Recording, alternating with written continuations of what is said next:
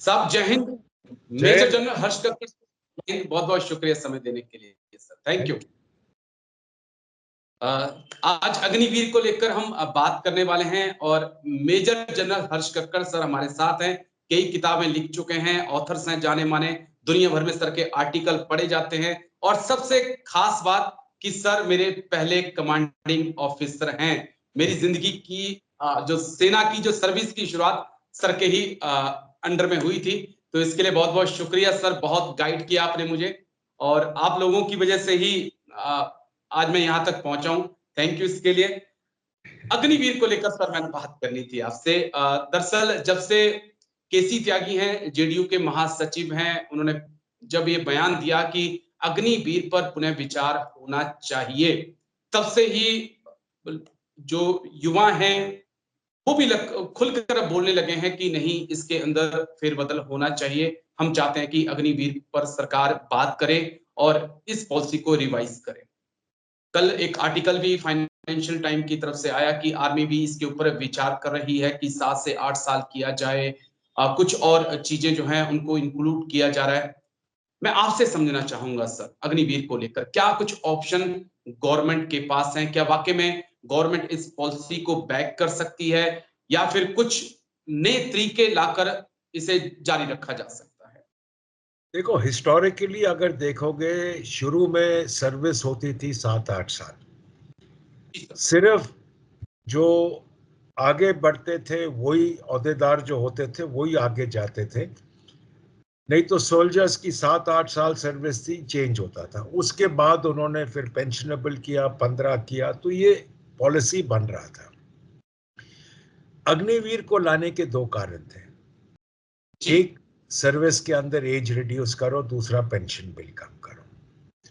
क्योंकि 15 साल में जो घर जाता है उसको आप पेंशन दोगे अगले 30 साल 35 साल, तो ये बढ़ रहा था।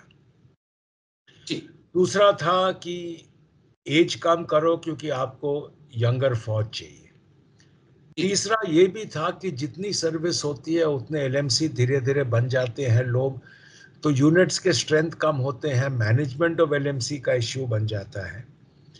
तो कुछ प्रॉब्लम थे जिसके कारण सरकार अग्निवीर लाई। अब अग्निवीर 4 साल क्यों, 7 साल क्यों नहीं? कुछ कारण है। पहली बात तो ये है कि जो शॉर्ट सर्विस में जाते थे 5 साल बाद, उनको कुछ प्रिविलेजेस दिए हैं। अगर आप इसको 7-8 साल करोगे तो आपको भी कुछ देना पड़ेगा, या फिर आप एसएस को भी कॉन्ट्रैक्ट पे ले लो, क्योंकि वो कॉन्ट्रैक्ट पे नहीं है। फर्क है कॉन्ट्रैक्ट का या नॉन कॉन्ट्रैक्ट का, तो ये बात आती है। अच्छा, दूसरी बात ये है कि भारत के अंदर सरकारी नौकरी एक सबसे बड़ी चीज है। बिल्कुल सर, नो डाउट। हर का कोशिश ये है कि मेरे को सरकारी नौकरी पहले मिले, बाकी चीजें बाद में। जी। तीसरी बात, ये स्कीम नई है, अब मुश्किल से 2 साल हुआ है इंप्लीमेंट हुए हुए। पहला बैच मेरे ख्याल 2 साल निकला है। एक तो हर चीज जो आप नए शुरू करते हो उसको कुछ समय बाद रिव्यू करके जो चेंजेस हैं, जो इम्प्रूवमेंट्स लाने हैं, जो शॉर्टकमिंग्स हैं, वो आप देखते हो। ठीक सर। चौथी बार ये स्कीम अक्रॉस द बोर्ड आपने इंप्लीमेंट किया है। टेक्निकल नॉन टेक्निकल में बहुत फर्क है। आप एक सिंपल 2-3 आपको उदाहरण दे दूं। नेवी में 4 साल के अंदर जो अग्निवीर जाएगा उसको मुश्किल से 1 साल ऑन बोर्ड शिप सेल करके मिलेगा, ट्रेनिंग निकलेगा, उसके बाद शोर ड्यूटी ये वो कर कुरा के तो मुश्किल से साल, सवा साल, 1.5 साल मिलेगा।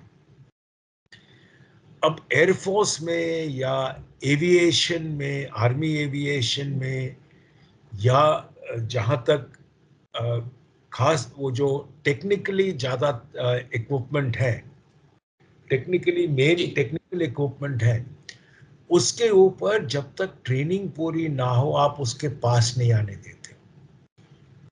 तो 3-4 साल तो लगेगा जब तक वो इतना ट्रेन हो जाएगा कि एयरक्राफ्ट के पास आके उसको मेंटेन करे, कि वहां पे एक गलती जिंदगी का सवाल है।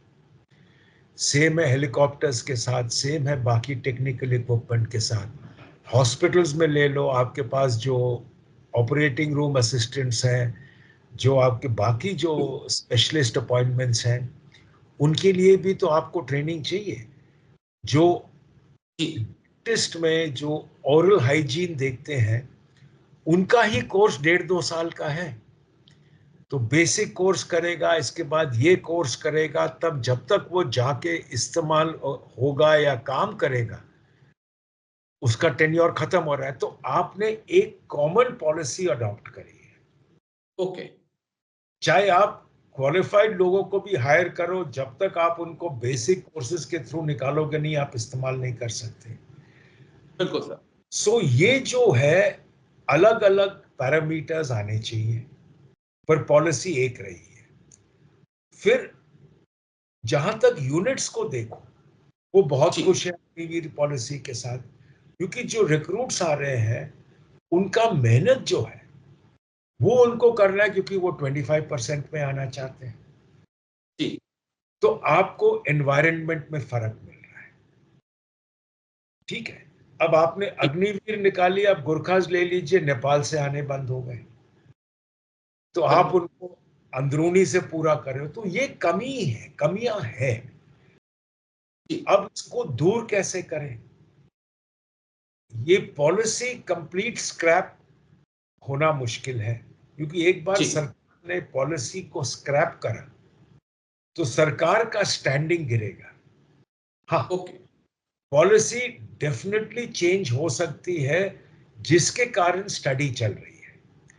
क्या कुछ जी ट्रेड्स को आप एक्सटेंड कर सकते हो, क्योंकि फिर आप रिक्रूटमेंट ही क्वालिफिकेशन के लिहाज से लोगे। जी कुछ को आप, क्या आप रिटेंशन लेवल 25 से 50 करोगे या 60 करोगे? पहले आर्मी सोच रहा था 70 करें। अब ओके। जो लोगों को डाउट है कि बाकी कहां जाएंगे, अगर ये बाकी 2 साल और हैं, अगर जी 2 साल बाद इनमें से जिसको चाहिए रिटेंशन, अगर वो सीएपीएफ्स में चले गया, जी फर्क वहां पड़ेगा, फायदा उधर होगा। अब मुझे बताइए, बिल्कुल। जो बंदे ने 5 साल यूनिफॉर्म पहनी, आर्मी में रहा है, अगर उसको वहां से बीएसएफ या सीआरपीएफ में ट्रांसफर किया, जी उसको बेसिक ट्रेनिंग तो नहीं करनी, जी उसको सिर्फ रीओरिएंटेशन ट्रेनिंग करनी है, क्योंकि उनके रोल में फर्क है। बीएसएफ का रोल बॉर्डर गार्डिंग है, सीआरपीएफ का रोल ज्यादातर इंटरनल सिक्योरिटी और डंडा बास्टर भी है। तो जी वो जो ओरिएंटेशन फौज ने दिया है, वो ही थोड़ा चेंज होगा, बाकी वो ठीक तो है। ट्रेनिंग है। तो आप इतनी वहां पे ट्रेनिंग कम करा सकते हो, ना कि 10% वैकेंसी दोगे और यहां से ज्यादा ले लो।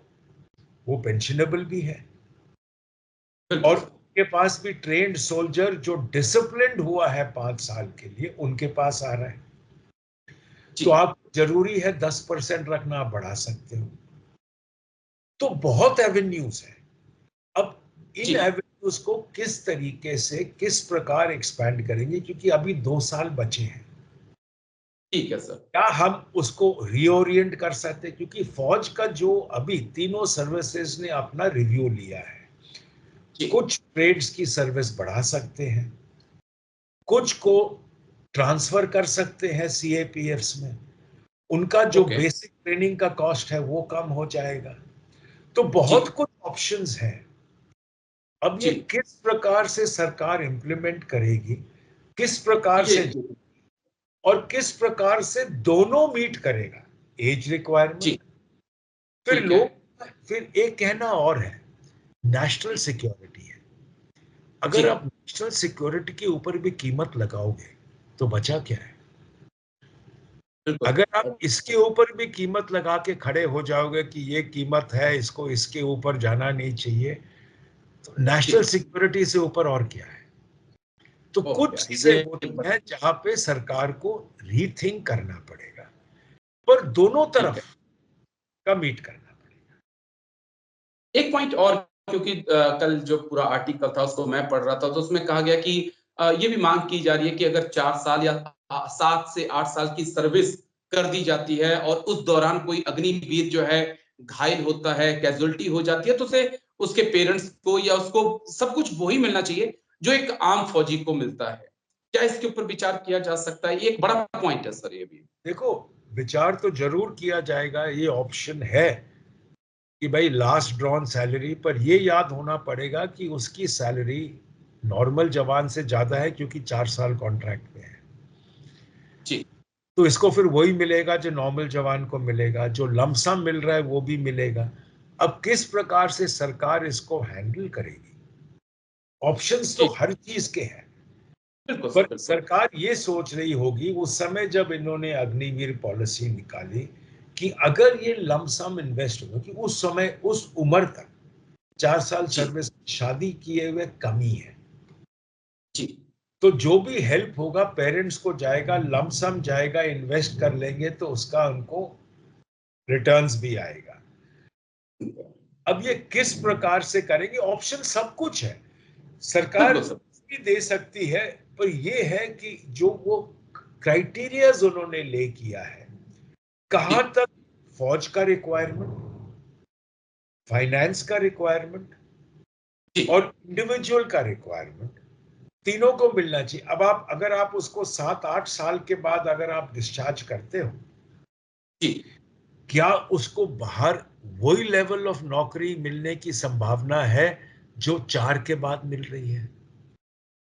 ओके, पॉइंट है। ठीक है ना, क्योंकि यस 4 के बिल्कुल। बाद उम्र कम है, जी तो रीसेटलमेंट आसान है। जी। 8 के बाद उम्र बढ़ गई है, ठीक तो क्या है, तो रीसेटलमेंट वही मुश्किल हो। लेवल पे होगा? तो जी ये जो चीजें हैं, ये हर जगह के ऊपर हर चीज में फर्क है, पर डेफिनेटली नई स्कीम है, जब जी। तक स्टेबलाइज नहीं होगी, ये तो पहली स्टडी है, पॉसिबली एक और स्टडी होगी 2-2.5 साल बाद, जब पहले अग्निवीर घर ओके। जाए और रीसेटल होंगे। अब क्या उनको दिक्कत आई, क्या रीसेटलमेंट में हुआ, क्योंकि हर यूनिट से ज्यादा नहीं होंगे, 5-6-7 जी होंगे जो पहले ग्रुप में 40,000 रिक्रूट किए गए थे, तो बिल्कुल उनका सर। क्या स्टेटस है, वो तो हर यूनिट कंपाइल करेगा और कंपाइल बिल्कुल करके बिल्कुल। भी अब भेजेगा। तो ये जो जी, बनेगा, मेरे दो सवाल हैं। हाँ, तो जी ये जो बनेगा ये जी, दो ये सवाल आपको बड़े अहम सेकेंड जो, स्टडी आएगी। हाँ, ठीक है, तो दो सवाल आपसे और समझने हैं जो बड़े इंपॉर्टेंट हैं। एक चीज तो आपने कही कि सीएपीएफ में चले जाएंगे, सरकार की तरफ से ऑप्शन दिया गया है, लेकिन मेरे कुछ सीएपीएफ के एक्स बड़े बड़े अधिकारियों से, डीजी लेवल के अधिकारियों से बातचीत हुई, मैंने उनसे बातचीत की, तो उन्होंने कहा कि क्यों हम आर्मी के रिजेक्टेड माल को क्यों लें, हम जब वो 25 में नहीं आ पाया तो आप हमसे क्यों उम्मीद कर रहे हैं कि हम उनको लें। दूसरी बात आपने की कि वो काफी जो अग्निवीर यूनिट्स में है वो काफी मेहनत कर रहे हैं ताकि वो परमानेंट हो सकें, लेकिन ग्राउंड जीरो से जो मेरे पास रिपोर्टें आ रही हैं, जो मेरी लोगों से बातचीत हो रही है, वो कह रहे हैं कि कुछ लोग उसमें ऐसे भी हैं काफी कि वो कह रहे हैं कि हथियार सर आप उठाइए, अभी तक हम परमानेंट नहीं है, आप ट्रुप को लीड करिए, हम आगे नहीं चलेंगे क्योंकि हम परमानेंट नहीं है। ये भी तो चीज है, बोला हमारा भरोसा नहीं है, कल को कुछ हमें हो गया 4 साल में तो गवर्नमेंट हमें ऐसे कुछ नहीं देगी। तो ये चीज भी तो है, सिक्के का ये पहलू भी सामने आ रहा है सर। देखो, अलग अलग है, कुछ लोग हमेशा होंगे जी जो हेजिटेट करेंगे, मेजॉरिटी नहीं है, ठीक है। हाँ, बिल्कुल बिल्कुल एग्री। दूसरी बात, जहां तक सीएपीएफ का है, फायदा, वो भी हर लोगों का अपना विचार है। अब वो बोलेंगे भाई हम डायरेक्ट रिक्रूट करेंगे, अब आप डायरेक्ट रिक्रूट करके आप उसको 1 साल की ट्रेनिंग दोगे, आपको यहाँ ट्रेनिंग तो नहीं देनी, जी सरकार का कॉस्ट कम होगा। और पहले भी ये बिल्कुल सर। कोशिश हो रही थी कि भाई हर जगह के ऊपर ट्रेनिंग क्यों रिपीट हो रही है, अगर एक जगह ट्रेनिंग हो और वहां से निकल के साइड स्टेप हो। सीएपी इसमें 60 साल, 58 या 60 तक सर्विस है, डिपेंड करता है कहाँ पे हो आप।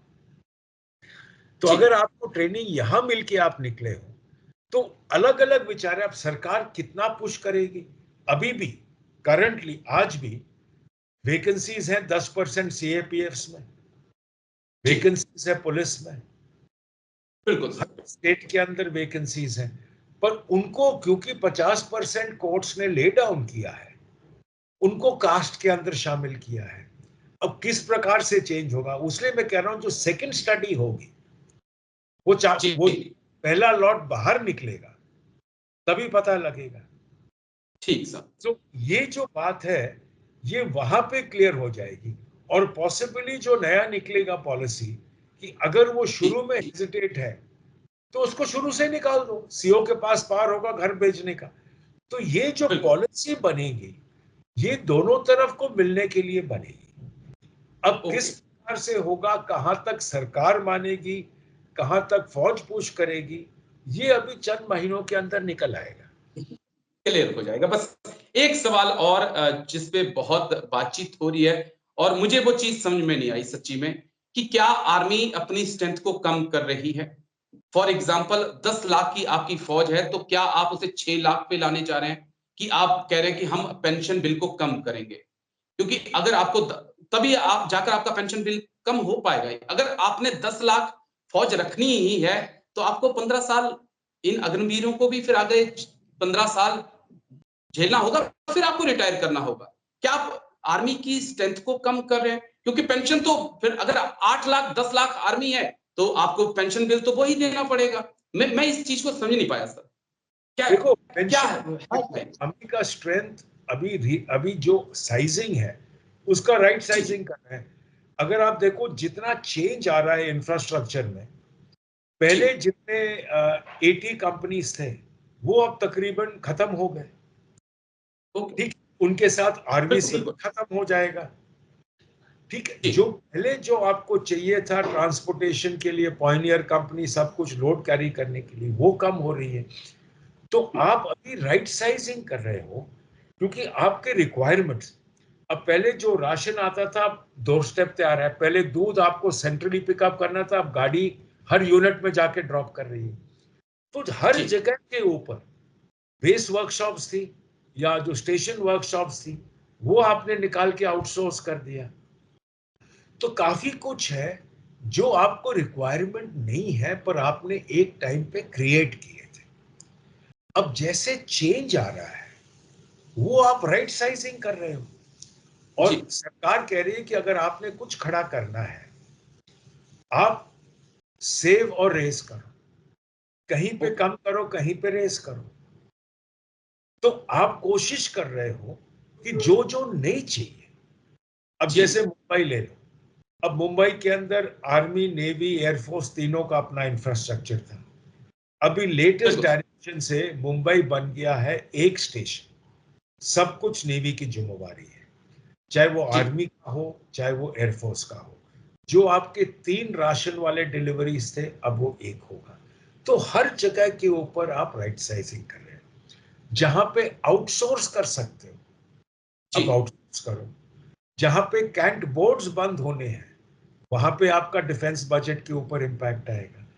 तो हर चीज की कोशिश हो रही है कि आप बजट कम करो क्योंकि जो आपको नहीं चाहिए वो निकालो, और जहां तक आप कट कर सकते हो कर लो, क्योंकि रिक्वायरमेंट आपकी उतनी है नहीं, पर आपने एक समय क्रिएट किया था क्योंकि उस समय इंफ्रास्ट्रक्चर नहीं था। अब वो सब चेंज हो रहा है, तो जहां पे चेंज हो रहा है तो आपको वो नहीं चाहिए तो किस लिए रख रहे हैं? बिल्कुल बिल्कुल ठीक है।